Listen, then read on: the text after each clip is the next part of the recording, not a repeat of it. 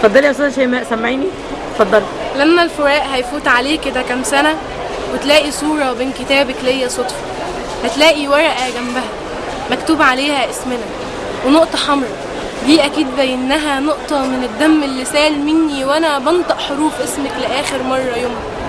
أحلى حاجة في موتي إني مت جوه حضنك انت، والغريبة قلبي لسه نبضه عايش جوه منك. أصل موتي كان في حبك، كل حلمي كان لقلبك، يعني أول موتة ليا لما قلت إنك حبيبتي.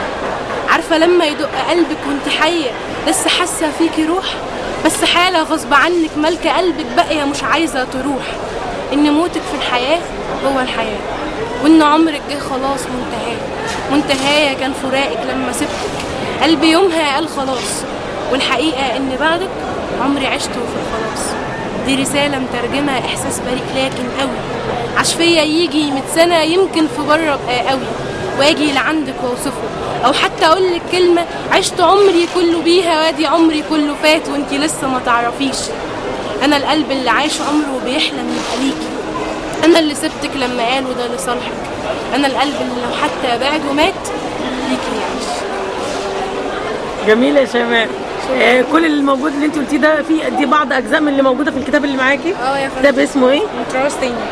من طراز تاني. من طراز تاني. دي كلها اشعارك انت ولا في حد مشارك معاكي؟ كلها اشعاري انا. 35 قصيده. 35 قصيده.